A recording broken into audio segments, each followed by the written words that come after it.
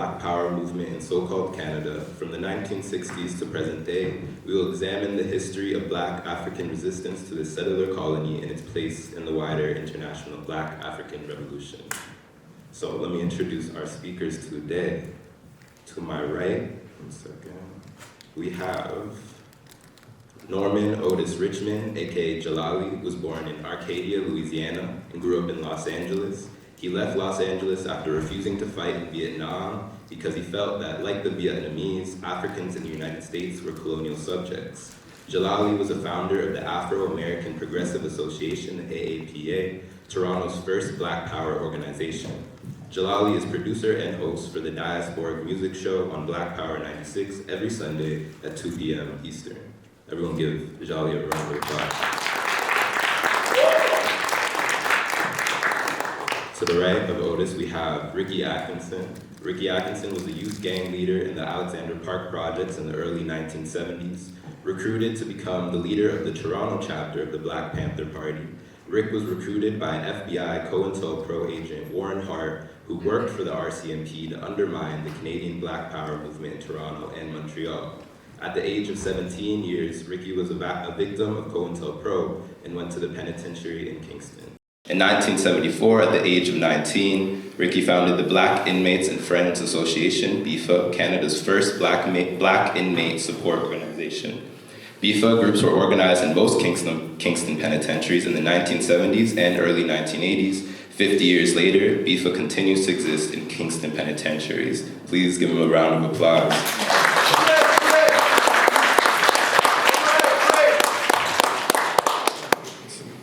Next, we have David Austin.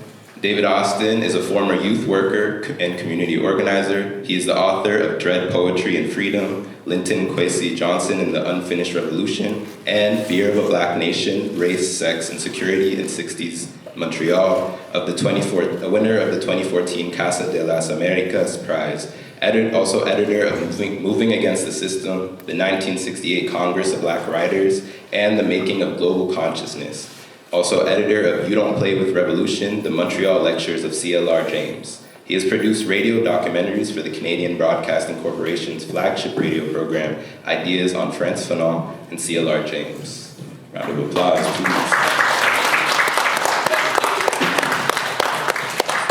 And finally, we have Dr. Chris Harris Wasun, also known as Wasun.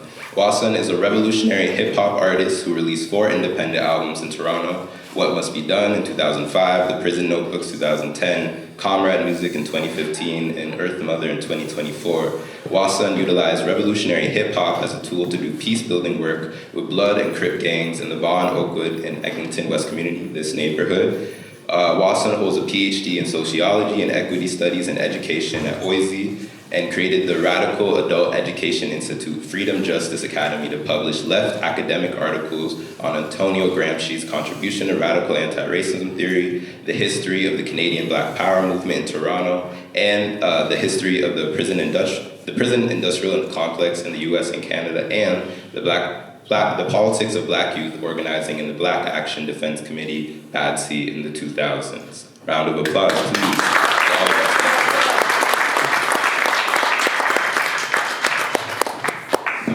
Actually, I want to start us off with reading a quote from an interview with David Austin from your book, Fear of a Black Nation, a book everybody should read, to kind of set the ground for this conversation. So, he said, "We need to get beyond the romance of the 1960s to 70s and the Black Panther Party and Black Power, for example, and recognize how they were disrupted. This history can be about trying to come to terms with the pitfalls, mistakes, and challenges that movements confront and have confronted historically so that we can benefit and learn from the congealed experience and potentially avoid some of the same mistakes and challenges. We shouldn't be surprised that in any movement we find agents and provocateurs whose mission is to disrupt and destroy movements. And this is particularly so today when authorities have the technology at their disposal to carry out surveillance more effectively. The question then becomes, what strategies and tactics should be adopted or adapted to engage in processes of change? How do we organize for change in the current conjecture or context? Part of the answer to this involves having an appreciation of the fact that power does not simply cede power. Power, the powerful, will do everything in its power to disrupt, destroy, and detain those who attempt to challenge it. Some understanding can only come with time, and this is why we need the intelligence and experience of youth connected with the experience of the older generation, engaged in an ongoing conversation. That's how experience gets shared. In the absence of that, actions are often taken that negatively affect lives, and some lives are more affected than others because of the ways in which race functions in this society. If we engage in a process whose end goal is to fundamentally change the world that we live in for the better, we have to anticipate that there are challenges involved in that. And we have to be sure that that's where our conviction lies, because it is not something to play with, and lives are at stake.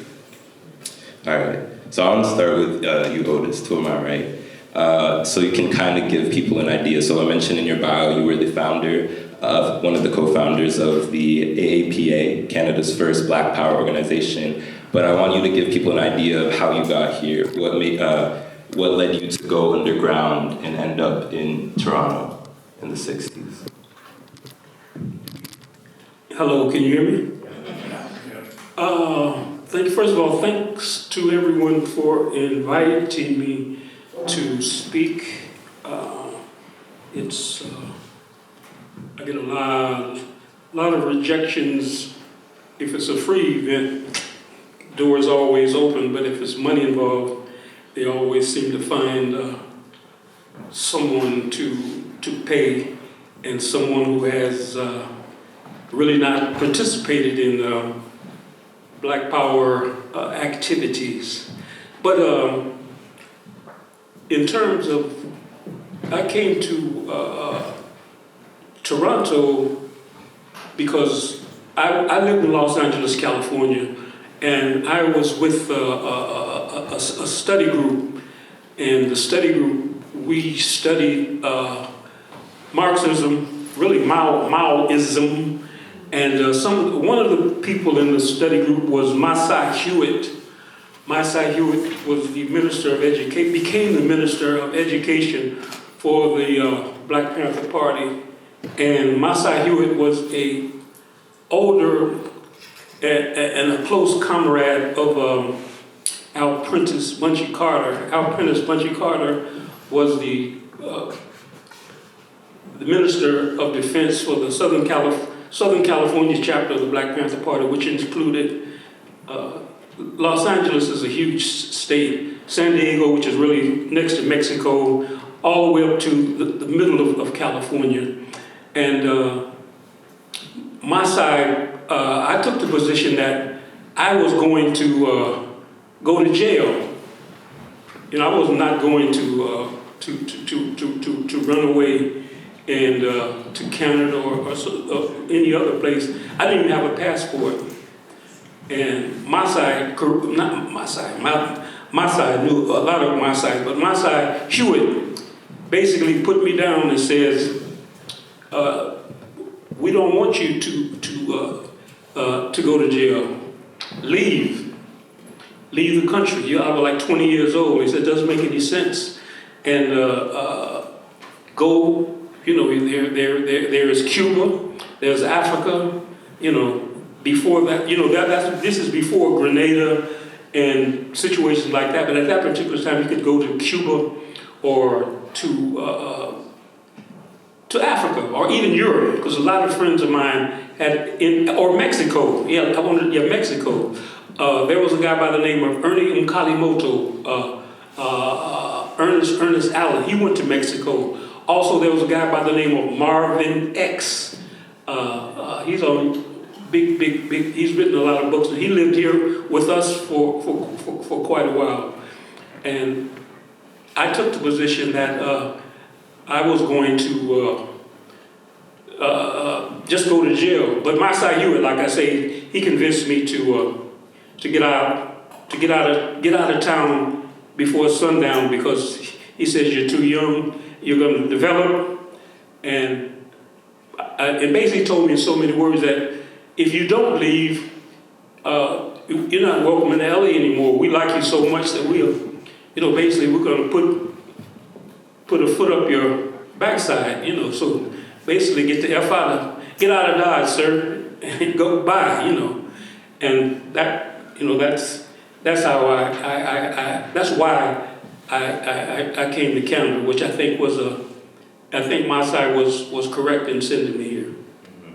And so when you arrived here, can you tell us about that experience and how you got involved in starting the AAPA and the folks that you met and how that came about? Well, the Afro-American Progressive Association, first of all, the name Afro-American Progressive Association, we had a lot of resistance from Caribbean people because we said, they said this is an imperialist name, Afro-American, da-da-da-da-da-da. So we basically shot back that, the Afro-American name came from someone from the Caribbean. They said, who? We said Carlos Cooks. Malcolm X had a group organization called the Afro-American Organization of Afro-American Unity, but he got the name from Carlos Cooks, who was from the Dominican Republic, or one of the Spanish territories. He coined the term Afro-American, or he didn't coin the term, but he said Afro-American included African people from Nova Scotia to all of the Africans in the Western Hemisphere. So, that's how we chose the name Afro-American. It had nothing at all to do with the United States of America. We got it from a Caribbean man, Carlos Cooks, who started the African Pioneer Movement after Marcus Garvey, UNIA, the Universal Negro Improvement Association African Communities League was started by Marcus Mosiah Garvey, and then when Marcus Garvey passed away, Carlos Cooks, another Caribbean brother, started the African Nationalist Pioneer Movement. Just one thing I want to ask you first before we move on to Ricky. Can you tell people some of the work that the AAPA was involved in to give people an idea of how y'all saw what Black Power to mean at the time? We were essentially, we had a newsletter called Harambe. I don't know, I can't find any copies of that. But the Afro-American Progressive Association was started by 3 people. Jose Garcia was from Aruba. Jose Garcia could speak English, French, Spanish, and Papiamento.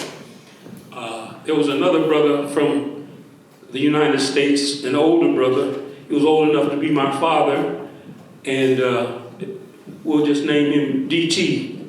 And DT was, like I said, he was old enough to be my father.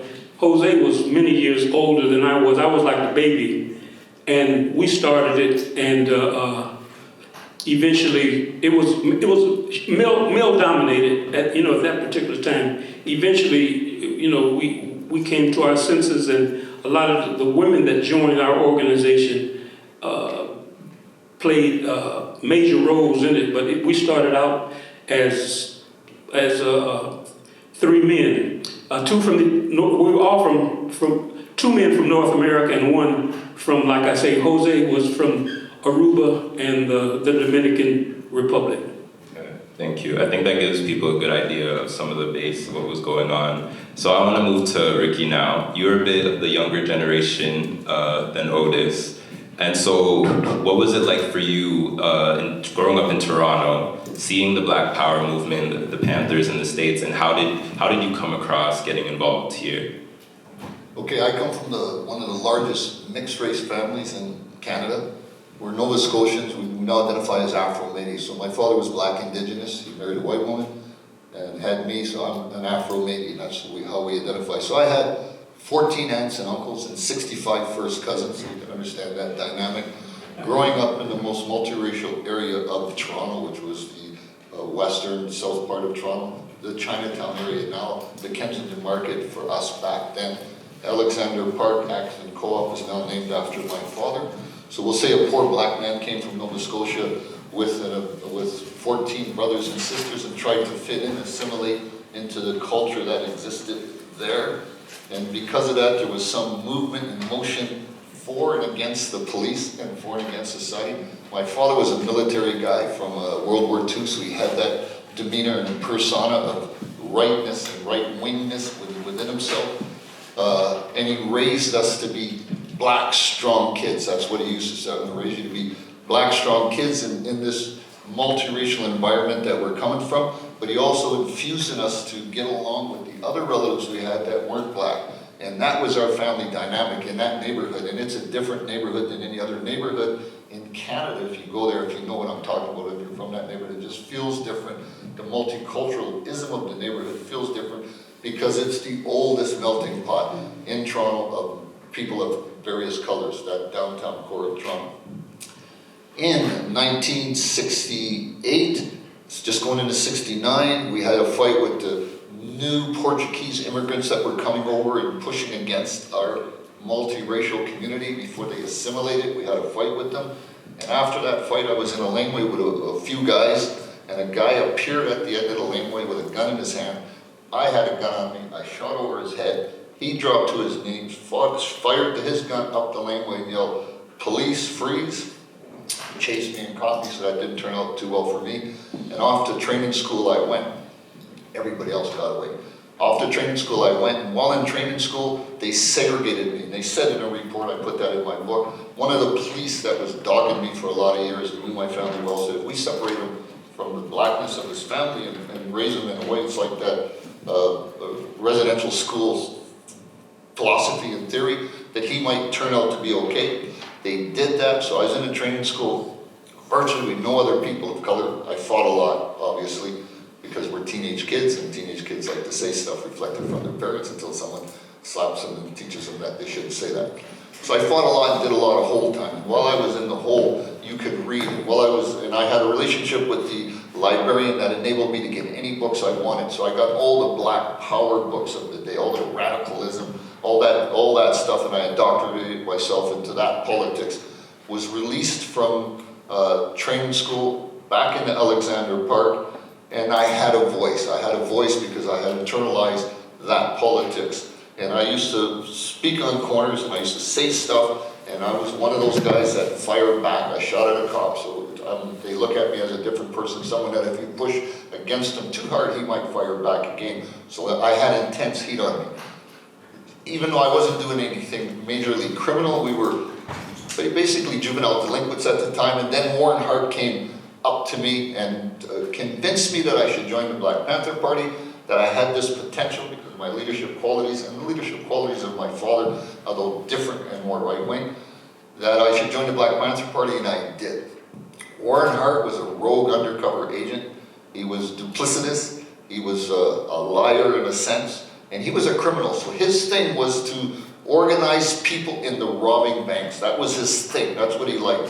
And he gravitated towards a group of kids that listened to him. He was 51 years old, I was 16 years old when we started robbing banks for him and breaking into gun stores and robbing gun stores to get guns to give to him, because we thought all that was going to the Black Panther Party to support the revolution. All power to the people, the revolution was alive and well in those days, and we thought that we were a proponent of change by giving him that stuff. We had another shootout in Spadina and Harvard Street, just in front of his apartment, and I went back to jail. I went to jail on that one for adult prison. I'm 17 now. My brother was 15 when the shootout happened. He turned 16 in the police station. They charged him as an adult. 6 of us went to prison. I got the majority of the time. While in prison, I educated myself in what was called prison politics and the prison law. We didn't have a Charter of Rights at the time, so the law was different. It was just writing letters of complaints, taking hostages if you have to, writing if you had to get your voice across. And while in prison, there was a lot of racial tension at that time in the early 70s because of the influx of people of color from all over the world that came due to an immigration change called the Green Paper Act that Trudeau I initiated, allowing more people to come to Canada of color on a point system, and it sort of like changed the flavor, the dynamic, the je ne sais quoi of the neighborhood. It gave it more international flavor is the best way to put it. And that scared the government. So the government hired Warren Hart to dispel that stuff. He first linked on to Rosie Douglas in Montreal. My thing turn on. Okay, run back on. Test, test. So he first hooked up with Rosie Douglas, and he tried to assert Rosie Douglas's movement at the time. And there was Warren Hart, we now know that Warren Hart blew up the computers at Sir George William University that caused all the heat on Rosie Douglas that the government had on him and everyone else. He would know more about that because he was there at the time than me. And then Warren Hart came to Toronto and hooked up with us and incorporated us into the Black Panther Party. I was second commander of the group, and it gave me a lot of power. So as a 16-year-old gun-carrying Black Panther member who had no fear of the police, it put me in a different position of leadership than other guys around me, but it also drew a lot of heat from the man onto me. In the prison I went, started the BIFA group to offset the racial tension at the time. BIFA is Black Inmates and Friends Association, that's what it meant at the time, and it kind of worked. It right away, the simmering that was going on, just a couple of years after the big Kingston riot, it was happening again. It was happening primarily because racial tension in the Canadian prison system was propagated mainly by the guards and their union to get more money, because when there's tension within an institution, they get more danger pay for that. If there's a lockdown, they get even more pay. If there's a riot, they get more pay.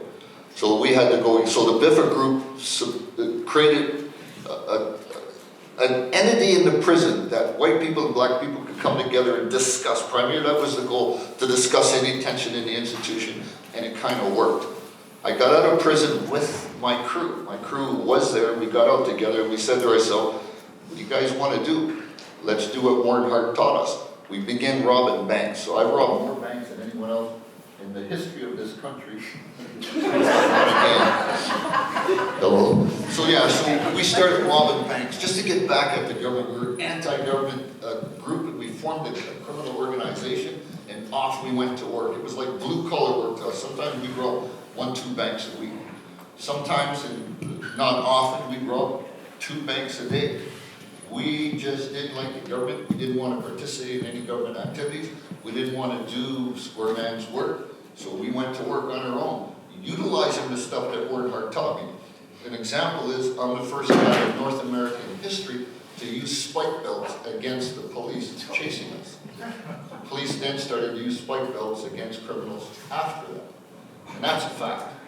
And that's the stuff I learned off of Warren Hart. I also learned IUDs, demolition, and stuff like that. He was really good at that, teaching that kind of stuff. I was good at learning it. I absorbed it like a sponge. So in some of the bank robberies like that, in the city of Toronto, I used explosives as decoys and stuff like that. So, and in one bank, I used a dog. I used a door. The guy didn't show up that we needed as a shotgun guy. He's the doorman of a bank robbery crew. And he's a special guy because he's the guy that controls the pace of the robbery and controls what happens at the door of the bank, which means outside and inside stuff. And he got arrested that morning, so we couldn't use him, and my dog is sitting there. I said, my dog can do that job. And my dog did do that job. And months later, I was in jail, and months later, my wife at the time goes, police were just here and they arrested your dog. And I go, for what? And they go, for armed robbery. What's going on? I go, and I said, don't worry, my dog won't say anything. And the next day I was arrested for that robbery because I had said that my dog won't say anything. I was complicit to the robbery. Anyways, my dog didn't say anything. my wife eventually gave him to someone else, and hopefully he's guarding their house, right? It was a big Doberman pinscher. So politically, I upset this government, pushed against the government by creating this bank robbery gang. I'm doing a 50-year sentence. I've got 6 years left. I stopped counting after a few decades, but I got 6 years left on it. And if that juncture, if I'm still alive, if I make it to these guys' ages, then I'll have 65 years of this shit in the system started by Warren Hart. And so, struggling a long time, trying to make things work. I've been out now 11 years now, out successfully 11 years. I own a pottery shop at Spadina and Dundas, and that's what I do. I teach art to the kids in my community. And 10, I'm still political. I'm still capable of starting a revolution, but it'll be within Parter, it'll be within Parter, it'll be within that. So, and I'm part of the George Eliot Clark's Sugar Plums Crush and Afro-Mating Nations concept that they're pushing big time with albums and stuff like that. So that's what I do now.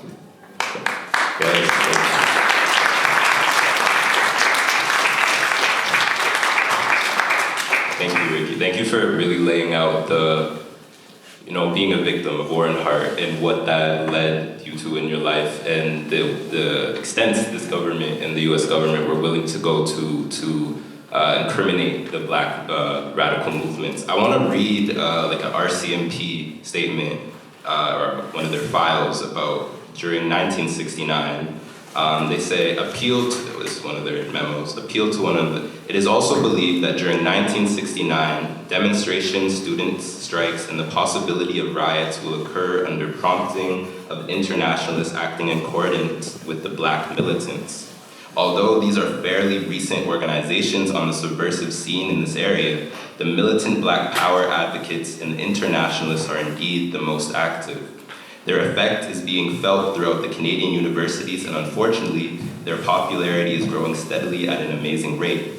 It is my firm belief that the internationalists and their corporate, the Black power organs, as previously noted, constitute an extreme threat to the national security, and their influence in our educational institutions is presently being felt with strong consequences. If able to break down the educational area of our society within the following generation, the nation's government could be destroyed.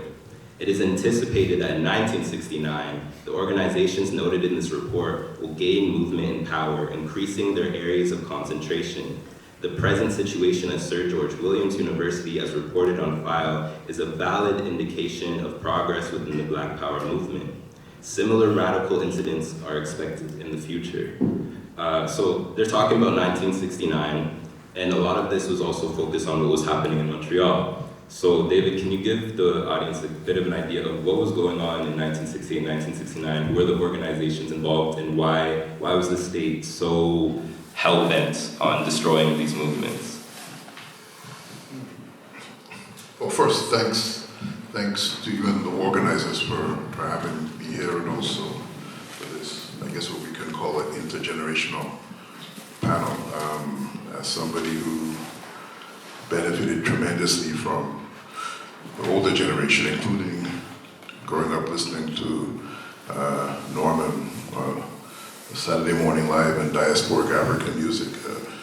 I think, I'm thankful to Norman because in so many ways his work, both on the radio and, if you remember this, Norman, you had a study group in Thirlwell Books and Crafts on dialectics, which I didn't participate in directly, but two close friends, Robin and Richard, we used to talk about your study group all the time, you and Raymond Watts. So it's just a pleasure to be here. There are two names that come to mind when I think about that period in the 1960s. One of them, we were just talking about this before the panel started, was Brenda Dash, who sadly passed away a couple of years ago. And she's important because at a time, and Norman alluded to this a little bit earlier, when women were largely expected to play a sort of background role, were very active in terms of organizing what would manifest in these sort of public events and so on. She was one of the few women that pushed her way into the forefront as an organizer and as a spokesperson. And she played a very active political role during that period and was one of the key organizers during the Sir George Williams student/community protest in 1968, 1969. As a matter of fact, she went on to become, after being arrested multiple times and harassed for her role in the Sir George Williams protest, she left the country and moved to the United States, and she eventually went on to manage the Diggable Planets, and the sweater I'm wearing today, for those of you who know the Diggable Planets as a hip-hop group that was really popular in the 1990s. The The other person that I think is really important to mention in this, and Ricky would have known him very well, is Rosie Douglas. And he's important for a number of reasons. He came here from Dominica in the early 1960s to study agronomy at what is now Guelph University. Ended up in Montreal to continue his studies and became politically active as somebody who came from a relatively conservative family. In fact, he was actually a member of the Conservative Party and was, as a young man, was friends with John Diefenbaker, literally friends with him. But he became politicized in Montreal through the people he came into contact with, a range of people, Tim Hector and Franklin Harvey and Aubrey Roberts and various other people. And they became very close with the political thinker C.L.R. James. And he played a very instrumental role in organizing in St. George. But the reason why I mention him also is because as somebody who went to prison for his role in the Sir George Williams protest, he wrote what I think may have been amongst the first, at least in that period of the 1970s, first kind of statement that talked about reforming prisons.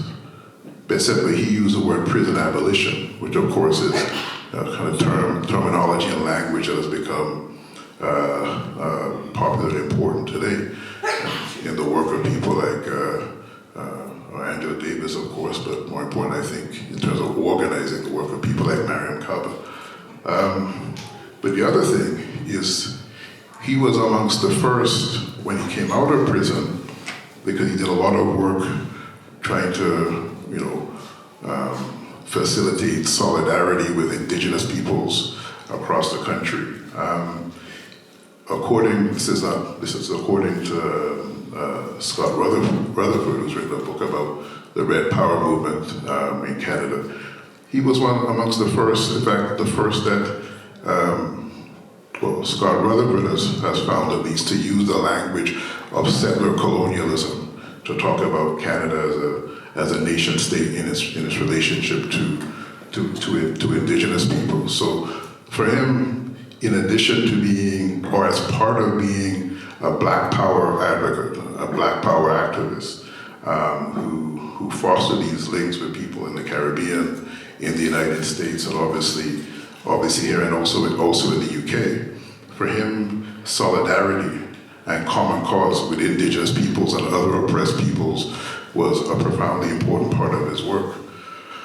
So I'll just say this last part. You fast forward to the late 70s, early 1980s, he's deported from Canada after he's released from prison.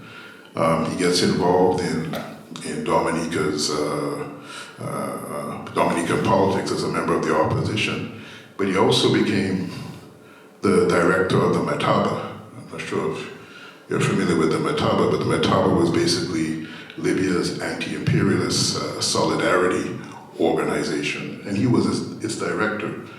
And it was in that role that he negotiated critical Libyan support for the ANC, the African National Congress, the Palestine Liberation Organization, and also the IRA. So just to kind of give an indication of where, like, the kind of genesis of the Black Power movement in the Canadian context and how it sort of facilitated these other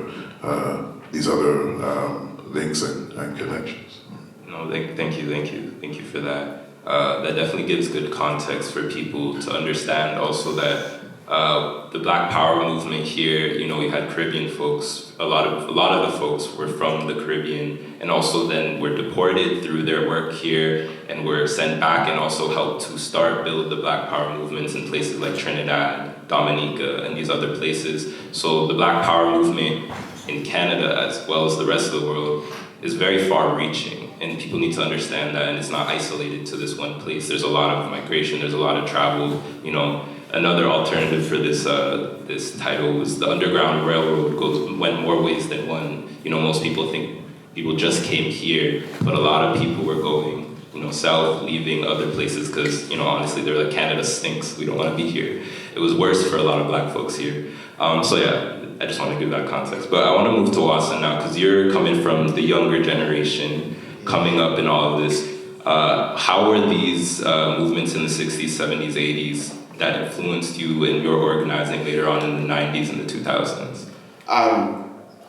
A lot of influence. I met Otis when I was a university student at what it was Ryerson University. Otis was doing a lot of radio. He was a director of radio programming, and he had a huge influence on many communist and anarchist student activists who were involved in community radio, and university students like myself that were just going to school there in my undergrad.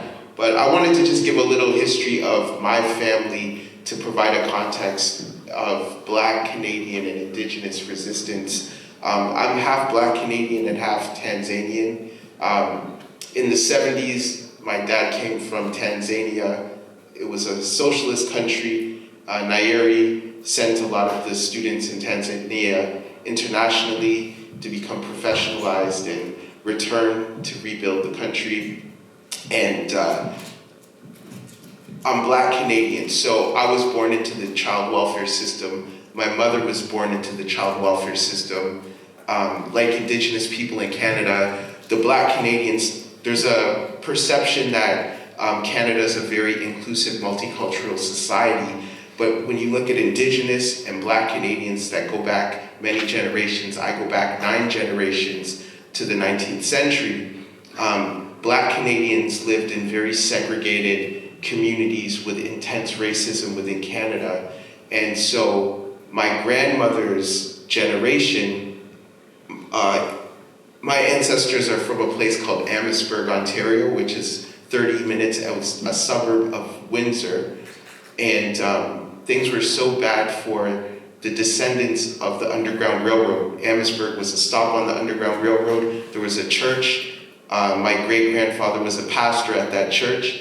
Conditions were so bad in that small segregated white community that the majority of the Black Canadians who came on the Underground Railroad returned back to the US since slavery ended, and generations kept going back. So my grandmother went to Detroit for more opportunities and her brothers and sisters and cousins.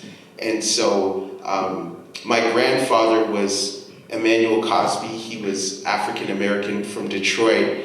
And Otis was a draft dodger, but a lot of Black men and white men actually went to Vietnam because they either went and fought or they went to jail. So a lot of the people from Detroit and cities across America that went to Vietnam, a lot of them came back in body bags. They did not survive. Those that did survive returned to the ghettos that they left, and there was an intense police repression on Black communities in cities like Detroit. And so it's a dynamic where you have all these Black men that went and fought in Vietnam, and they come back, and then there's these white police that are bullying them and beating them up on the corner. And so they're saying, fuck this. And then it led to a massive resistance, and that was the beginnings of the Detroit Rebellion in 1967.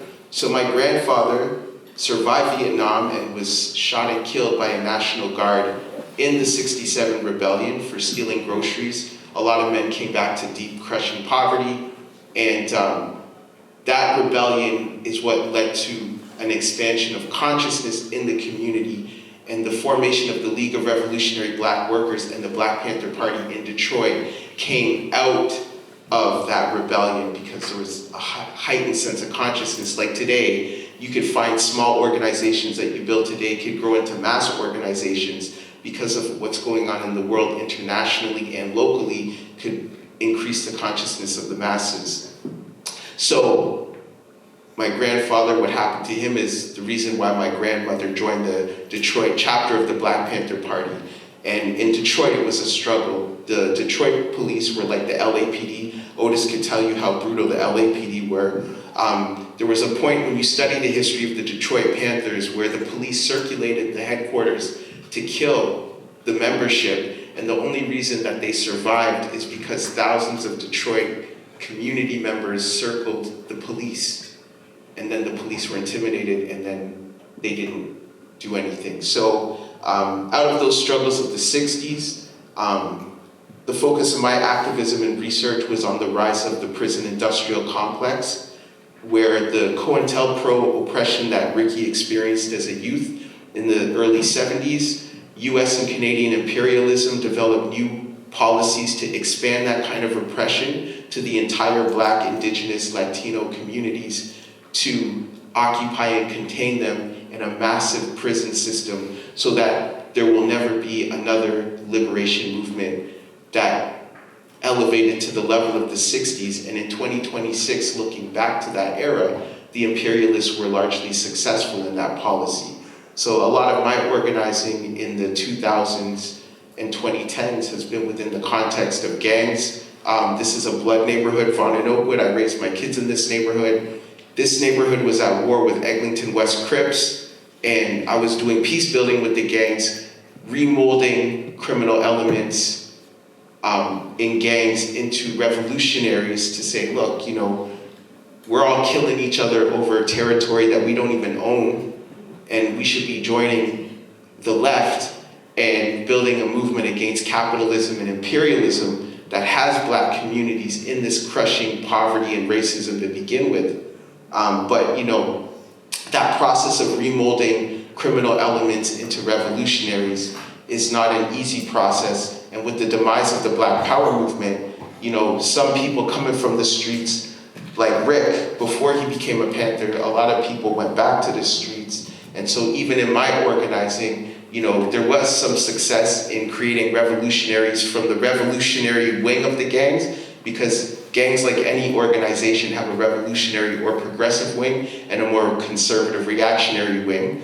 But then there was a lot of people in these gangs that were counter-revolutionary. And a lot of the gangs in the Black community to me are like the black shirts in Italy after World War I, because the gangs in Toronto emerged in periods of industrial and economic decline in this age of neoliberalism. And in Italy, after World War I, you had these black shirts running around without an ideology, attacking civilians, beating them up.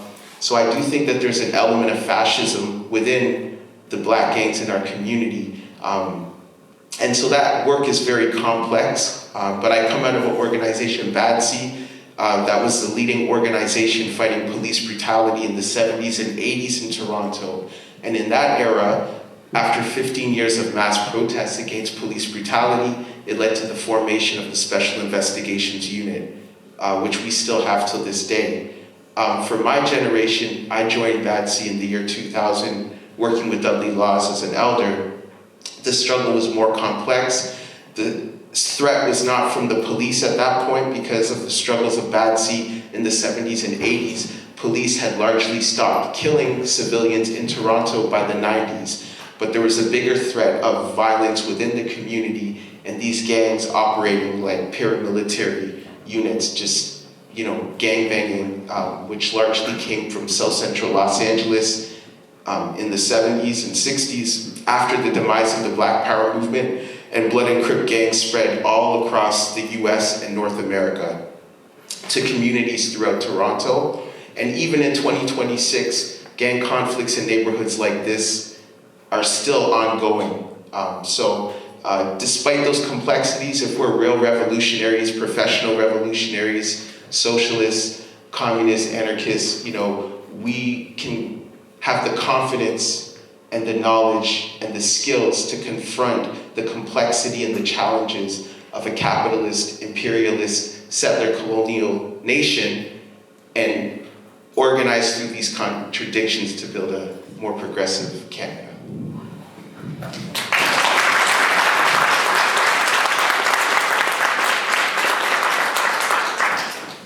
Yeah, thank you. I think that helped bring us to today in kind of framing how we got here, where we're coming from, and kind of setting the ground for the fact that, you know, the state was pretty much successful in destroying Black movements, destroying Black organizations. We had actual political parties that were trying to win power in communities, trying to gain community control and not just reform and be part of the state itself. And just given that, I kind of want to think about, since the movement in a lot of senses has been destroyed, dismayed, think about where are we today and where can we go, with what is the state of Black consciousness and where can we go from here? I want to start with you, Wasun, also again, just if you could talk a little bit, or David, actually any of you who want to take it. I think the direction that is apparent is that there's a class struggle, more apparent than any other struggles that we go through, the race struggle at all. At the end of the day, if you can't eat, you can't participate in any kind of struggle. So I think that the people are coalescing now worldwide and pushing off, we'll say, capitalist interests around the world and searching for some identity. In our day, it was communism, socialism was prevalent. I don't know if communism, socialism is as prevalent now, but people are searching for some kind of homogeneous cohesion under the umbrella of I'd say, I was going to go into socialism, Marxism, but I won't. There has to be some kind of coalescing and fighting back the government's attempts of division. And the divisions right now, I think, are more economically based than any other fractions that we look at from society. So I think if we come together in helping the poor, so if society is measured by how it helps its poor, its prisoners, and its mentally ill, Canada, one of the richer countries in the world, and you can see that on the world stage now, has a lot of economic power to erase poverty, at least in this country. They don't for political reasons. And they don't because they're good at fragmenting any organizations, as Chris said, that emerge up to challenge their economic power. It's the basis of it, it's economic power at the end of the day. And so in our day it was, there was a lot of ishrams, a lot of communes, a lot of movements that were against this capitalist movement. I think we succumbed to it, and that we're now rebounding back to something else. So, yeah. I wanted to say that colonialism is the class struggle. I think is colonialism because the global South, as opposed to just being the workers in Europe, I think the struggle is between the global South, including Africa, Asia, Latin America, against the rulers in U.S. and in Europe. And it is a class struggle, but it's colonial. The colonies, the global South versus the U.S. French, Portuguese imperialists they're finished. I mean, they like Amilcar Cabral used to say, the Portuguese couldn't even produce a toy plane, at one point. The Portuguese had all of those colonies, but if it weren't for the bigger imperialists, Portugal was finished.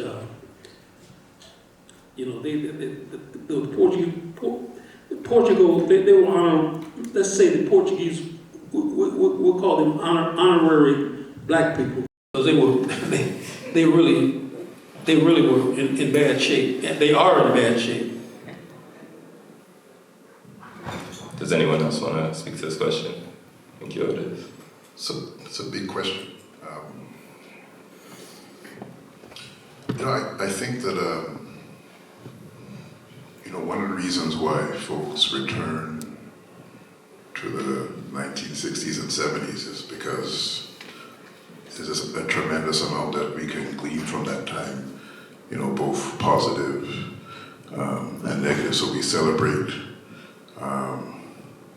the euphoria of that time and the fact that folks were organizing to change the world in a very literal sense and believe that they could do that. But we also have to acknowledge that it was also a time of deeply embedded conservatism, and it's in the late 60s, early 1970s, in response to black radical organizing that the prison industrial complex in its modern sense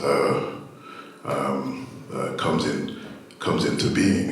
And I think the point that you mentioned about class is a really important distinction because it separates kind of conservative versions of Black power from kind of radical conceptions of Black power, which is really important in terms of understanding class dynamics and differences within any group, including Black folks today. So I think it's not safe to assume with any group, Black, Indigenous, white, whatever the case may be, that just by virtue of being part of the same ethno-racial group, that we share the same vision of the world. And, you know, like any other group, we're all bought into the wide cross-section of populations, kind of bought into the kind of rapid individualism of our time. And we're not in a moment, if we're being honest, so, you know, where there's this kind of socio-political space that's progressive. So because of that, I would say, I think that, and I don't mean in a dogmatic sense, but ideological clarity is really important. You know, in my classes today, because that's what I do full time. Today I teach is, you know, Frantz Fanon, the ideas of Frantz Fanon have become really important in terms of trying to, you know, give students a sense of the dynamics of our time, and, you know, in relation to a wide cross-section of issues, class, leadership, how we organize and think about organizing for change, the phenomenon of violence, and how the state has a monopoly on violence. So all of these kinds of political questions, I think, are profoundly important in our moment. And the other thing, and this is one of the reasons why I mentioned Rosie Douglas and the work that he did alongside the indigenous groups here, and the work that he went on to do with the Mataba, because in a moment like this, you know, that conception of Black power that Rosie Douglas and other folks like him held on to, Brenda Dash, is profoundly important for our time in terms of thinking about the connections between the struggles of people of African descent in the world and other groups of people. And that for Rosie Douglas was profoundly important in terms of how we think about moving forward. I think in terms of, you know, what we can take from that period, that's profoundly important. Absolutely. I just wanted to say 2 points. One about gender. So in the 60s, with the rise of Black power, within organizations like the League and the Black Panther Party, Black women started to rise up with critiques of patriarchy within these Black liberation movements. And then also the women's movement had a resurgence during the 60s, and the gay and lesbian rights movement also began to emerge, inspired by the Black power movement. But a lot of Black revolutionary organizations had very questionable politics in regards to women's liberation and LGBT rights. And over the last 60 years, since the 60s, women have risen on the left to the leadership of many movements. One of the significant legacies of the Black Lives Matter movement was that it was led by LGBT, trans folks, as well as Black women. And in the Black community, a lot of Black men had a problem with that. So it shows, I feel like a lot of gender struggles, LGBT struggles, are revolutionary struggles. And this is a time now for women and LGBT as leadership of revolutionary movements, not just in the margins or periphery. So when I was organizing Hood to Hood with gangs in the neighborhood, we had a sister movement called Set It Off. One of my comrades that led Set It Off organized a network of girls groups in all of these West End high schools in Jane and Finch, Vaughan and Oakwood, Lawrence Heights. A lot of the young women in the Set It Off groups rose into positions of leadership in the community, never got pregnant in high school, which is a big issue in the Black community, impacting a lot of young Black women's career prospects when they get pregnant at 16. And a lot of the young women who were high school students and Set It Off went to college, university, became professionals, and rose into positions of leadership. And so I was the leader of the Freedom Cipher Hood to Hood movement 20 years ago, but the leader of Set It Off is now the executive director of BADSI and is rebuilding the organization now. BADSI is a social democratic organization, it always has been. I think as a social democratic anti-racist organization, if you look at most struggles of oppressed minorities in Canada, they will be reformist struggles against imperialism. And I think the task of revolutionaries is to organize these mass organizations in a more radical direction. And those struggles are ongoing. But I raised that question of Rita Asare to show that a lot of the really dynamic leaders in a lot of movements and organizations are women, LGBT activists as well. And this is that time for them to lead us in the revolutionary struggle. And the second question I wanted to address is economic. I think a lot of revolutionaries of my generation, of the 60s, were looking at us in terms of having a war against imperialism and getting control of the state. And today, we're dealing with the collapse of capitalism, the Iran war, the global economy under a fascist leader in the US. We're dealing with a real reality that global capitalism is in a deep crisis and it cannot go back to the past. And so the task of revolutionaries today, in my opinion, in Canada and the US, is not so much about fighting against the government, but building organizations like the Black Panther Party that can organize survival programs to help the masses survive this phase of capitalism in decline. And US imperialism in strategic decline has huge implications for our economy. The fracturing of the historic relationship between US and Canadian imperialism, no one would ever imagine that. We're in a new historical moment right now where we need to build organizations like the Commune in Eglinton West. Salute the Commune that are here, that are going to present today, because we need to create economic organizations, cooperatives, survival programs around housing, food security, so that the masses can create a new economic mode of production that will become the foundation of socialism in the future.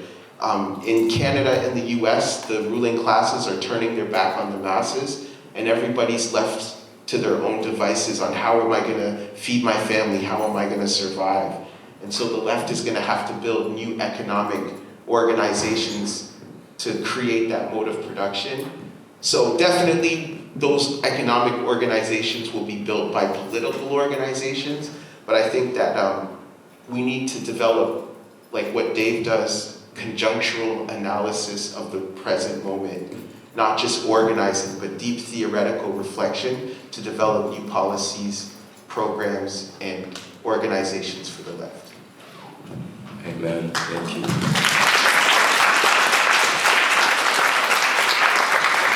We don't have a lot of time for questions, but I do want to open up for just one question. I know it's hard, but I'm going to close my eyes. Over there. Whoever. Yeah, you, there we go. Amazing presentation, so honored to hear folks speaking, especially something like this. So the comment about I hate the government, so I should be wrong with banks was really interesting. So, watch a lot of movies. I'll just cut to the question. So the comment about I hate the government, so I'm going to rob banks was really interesting. In terms of, the movies that I watched, all of the times the bank robber was kind of the coded criminal, but, like criminal in a bad way, kind of way. And so the way you put it kind of made me question that narrative, right? Because we know that the banking system is implicated and a partner to imperialism. And so I would love to hear, what's the connection between robbing banks and hating the government? How do those two things go together? During the late 60s and into the early 70s, there was a bunch of criminal organizations, you can call them that. Others people call them revolutionary organizations. The Beiner Manoff Gang in Germany, the Red Brigade in Italy, Carlos de Jaco working out of France. All of them were robbing banks at the time because banks are looked at as part of the government. And to take the money out of the, I'll give you an example. One time I robbed the Workmen's Compensation Board. For that same reason, we were there, we had a person in the Workmen's Compensation Board and we just said, did you get paid fairly by the Workmen's Comp? He said, no. I said, well, let's just rob their bank. That's the payback I'm talking about. So when you have an angst against the government, dipping into their pocket hurts them the most. So you attempt to do that and they fight back. I wouldn't advocate that for any group now. Armed revolution doesn't work. It didn't work then for us. It didn't work for the Black Panther Party, and it's not working now because of the changes in the laws that enabled the governments to annihilate you if you surface up to be a threat to them of any kind. Do I advocate robbing banks now? They're harder to rob now for electronic reasons. But no, there's other stuff you can do to get that same point across to hurt them economically as they are hurting you. And that truly was the mindset. Let's hurt the government by taking their money. So there was an adage in criminal organizations, but also political organizations, that you can, we'll use white men, although I don't want to use that pejorative term, you can rape their wife, you can kill their kids, but don't touch their money or they're going to come back at you. That was a general attitude that we sort of like adhered to. So we went and messed with their money. We can take one more question. I have two, sorry. I know you're working and ready to okay, fine. I wrote it down. So you were talking about how in Kensington you had a lot of the cross-cultural, a lot of the colored community there as well. I hear stories growing up here about how a lot of that community was pushed out from Kensington to Scarborough, or what I've heard called Scarlem, often growing up. I was wondering how that affected the community. I'll make this real short so someone else can talk here. Okay. So what it is in that neighborhood, my vantage point over the 56 years that I've been there, groups of immigrants come to this country, to the downtown core. They live above the stores because they're cheaper than living elsewhere. Once they get some affluence or some organization with them, they tend to move to the suburbs. And succession after succession of cultural groups have done that. So the Kensington market was at a time an impoverished neighborhood. That's why the Jewish community consolidated there, because they had cheaper rents, and it was a poor neighborhood. The reason they built Alexander Park was to get rid of that poverty in that neighborhood and give the people a chance to move up in the world. So the point is yeah, I'll end this conversation because I'd like him to see. He has a vital point, and I feel it. So it's all about the feeling. I just was wondering how that affected the communities in general when they were and how that affected them to now, like well, it didn't really the change of the demographic. affect the community because certain culture groups came and then went. Yeah. And if you adhere to we'll use teenage friends, your teenage friends moved out. And another group of teenage friends come and then they moved out. And your kids are going through the same thing and your grandkids are going through the same thing. So the Ontario housing isn't designed to stay there forever. It's designed to get off your feet and then move up. And we see that over time. Okay, so I'm allowed the portion of the other one. So you're talking about how the police used the heat as a way to also get paid for having a lot of heat on them. We're seeing the same cycle happen now, especially where they re-empower themselves so that they can have more presence on the roads, creating these bubbles, repressing all of the So to take police out of that, just say government, because the government has a way of infusing money to disrupt programs, so they've done it historically. So anything that we can learn from then to now, that we can use. If you have no criminal intentions, then it's harder for the government to turn you into a criminal. If you have criminal intentions, they'll find the weakness, exploit the weakness, and off you go, as was the case with Warren Hartby and the delinquency that was around me at the time. Can we have one more question here? Someone? Yeah. Thank you. Okay, very quickly, fascinating and learned a lot from your talks and your participation. Could you briefly, as briefly as possible, let us know what is your sense of history in terms of, you talk about progressive politics, but do you see history as progressing, or do you see it more like cyclical? And can you point to one moment in which there was, I think you mentioned somehow in the 60s, more hope, but then all of a sudden we are finding ourselves in a moment that there's little hope for all sorts of reasons. And a little bit about the role of culture, because ultimately we live in the present. And so you're all involved also in cultural issues, and maybe it's through culture, not culture in a commercialized fashion, but not even an escape, but as an opportunity to live the present with some hope, right? And how can we grasp that notion of culture to make the present more livable, knowing it's more about cycles. A lot of them will find ourselves in these points in time where, because of the technology, people are so distracted all the time that they don't even have time to organize or to think more quickly. It's more of a comment, but I would like to give. So just very quickly, I would say that, we can have progression and regression at the same time, right?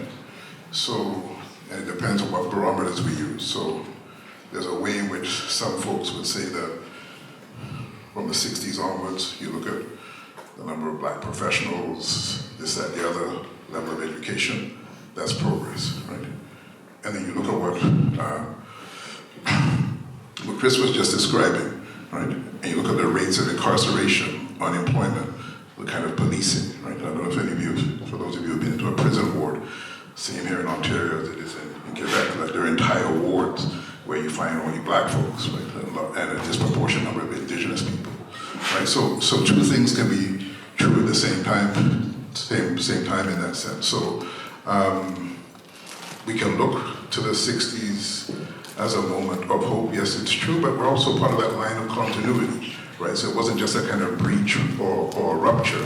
The very fact that we're having this intergenerational conversation on the stage right now is a reflection of that continuity within the kind of breaches that unfolded.